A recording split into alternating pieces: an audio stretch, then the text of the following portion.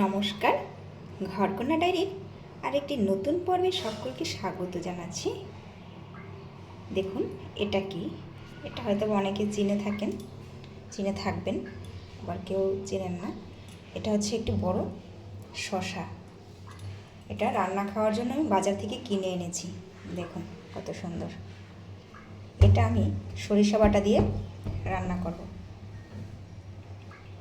আর যারা নিরামিষভোজী তাদের জন্য এটা খুবই ভালো একটা খাবার হবে সরিষা বাটা দিয়ে। তা আমি এটা দেখাবো। দেখুন শসাটা কিনে আনা হয়েছে বাজার থেকে, কত সুন্দর।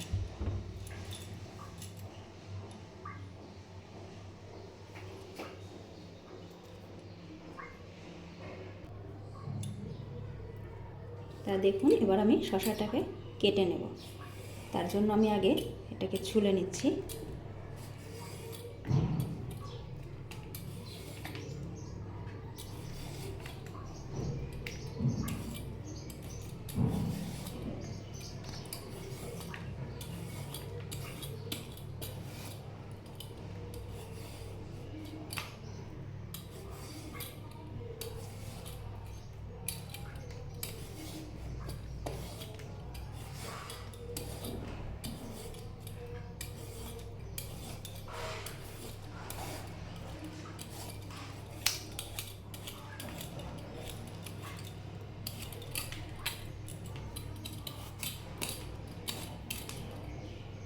দেখুন আমার শসাটা একদম ছোলা হয়ে গেছে।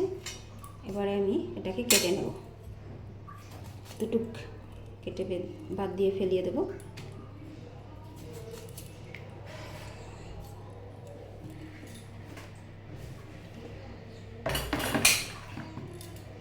এবারে এই যে দেখুন ভিতরটা কীরকম। তা ভিতরের বিচিগুলো আমি আর রাখবো না, কারণ এগুলো অনেকটাই শক্ত।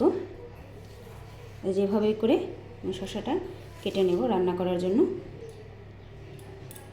তা এবারে আমি এই যে মাঝখান থেকে এই আতিটা বাদ দিয়ে ফেলিয়ে দেব। এভাবে করে শসাগুলি কেটে নেব। দেখুন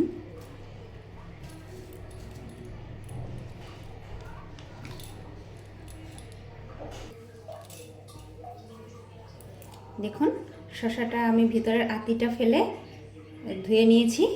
এবারে আমি এভাবে পিস পিস করে কেটে নেব।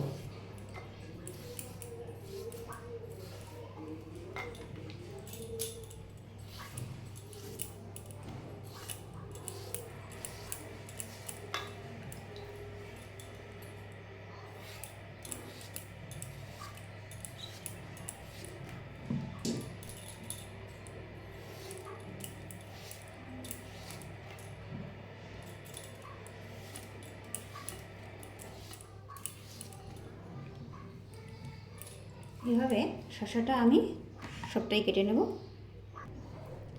দেখুন আমার শসাটা পুরোটা কাটা হয়ে গেছে। কতটা হয়েছে দেখুন। আর এখানে আমি সরিষা ভিজিয়ে নিয়েছি, এটা পাটায় বেটে নেব। আর সরিষা বাটার সময় সাথে একটু লবণ আর কাঁচা লঙ্কা দিলে তেতো লাগে না, কিন্তু আমি কাঁচা লঙ্কা দিতে পারবো না বাটা, যেহেতু ঝালটাই আমার সমস্যা। সেই তো আমি কি করব, আপনারা দিয়ে নেবেন, আমি এরকমই বেটে নেব।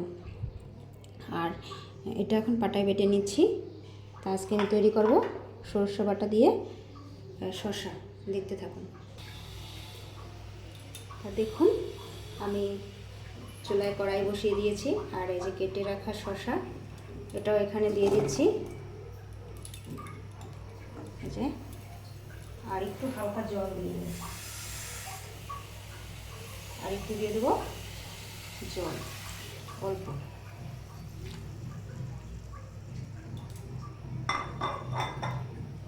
এবারে এটাকে লবণ দিয়ে কিছুটা সময় হতে দেবো। এবারে দিয়ে দিচ্ছি পরিমাণ মতো লবণ, যেহেতু শসা লবণ বেশি দেওয়া যাবে না।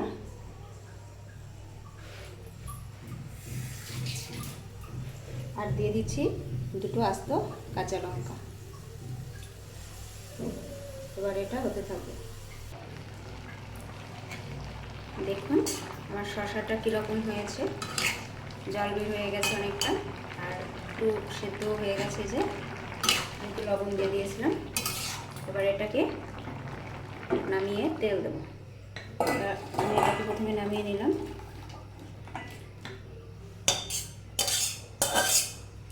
এবারে কড়াইটা এখানে থাক।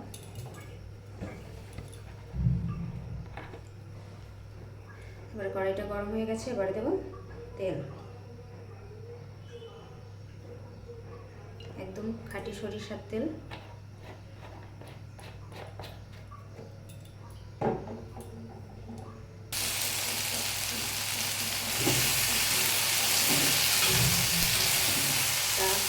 কড়াইয়ের তেল গরম হয়ে গেছিলো, কালো জিরে ফোড়ন দিয়ে আমি যে সরিষাটা বেটে রেখেছিলাম সেটা দিয়ে দিলাম। আর সরিষা বাটার সাথে আমি হলুদ মিশিয়ে নিয়েছিলাম। এই দেখুন, এখানে কিন্তু আমি কালো জিরা ফোড়ন দিয়েছি, দেখানো হয়নি। আর বাটা সরিষা সাথে হলুদ মিশিয়ে দিয়ে দিলাম। এখন এটাকে একটু সময় কেটে দেবো, মানে এটাকে একটু কষিয়ে নেব।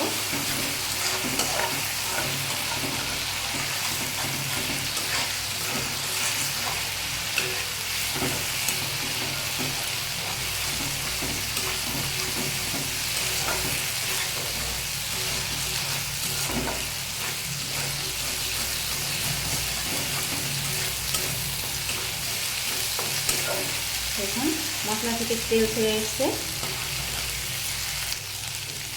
দেখুন সরিষাটা কত সুন্দর কষানো হয়ে গিয়েছে। আর এখানে সরিষা আপনারা কালোটাও ইউজ করতে পারেন, আমার ছিল না, এটা ছিল, তখন এটাই দিয়ে দিলাম। আর দেখুন হয়ে গেছে। এখন এই যে সিদ্ধ করে রাখা এই যে শসা, এটাকে দিয়ে দেবো।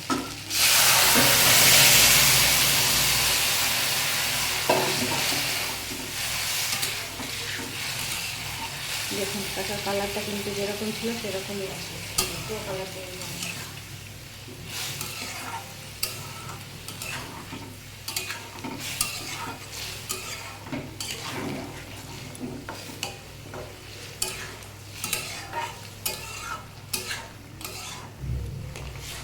এই গরমে শসার ঝোল অনেকটাই ভালো লাগবে খেতে।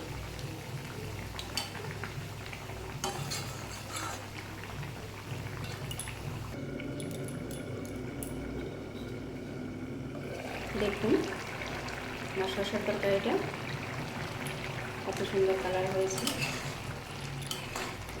নিরামিষ ভুজিদের জন্য এই রান্নাটা খুবই ভালো হবে। আর ঝালটা এখানে আপনারা আপনাদের যেরকম ইচ্ছে সেরকম ব্যবহার করবেন। আর সকলে আমাদের চ্যানেলটি সাবস্ক্রাইব করে দেবেন, আমাদের পাশে থাকবেন। আর যারা যারা ভালো কমেন্ট করেন তাদেরকে অসংখ্য ধন্যবাদ। সকলে ভালো থাকবেন, সকলের জন্য শুভ কামনা রইল। তা কীরকম হলো এই শসার তরকারিটা কমেন্ট করে জানাবেন, যারা আমার শুভাকাঙ্ক্ষী আছেন তারা। দেখুন নিরামিষ শসার তরকারি গরমে খুব উপকারী একটা রেসিপি।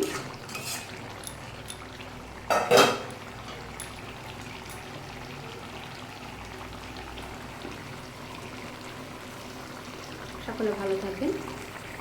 আজকে এই পর্যন্ত। দেখুন আমি এই শসাটাকে কড়াই থেকে নামিয়ে নিয়েছি। রেসিপিটি কেমন লাগলো কমেন্ট করে জানাবেন।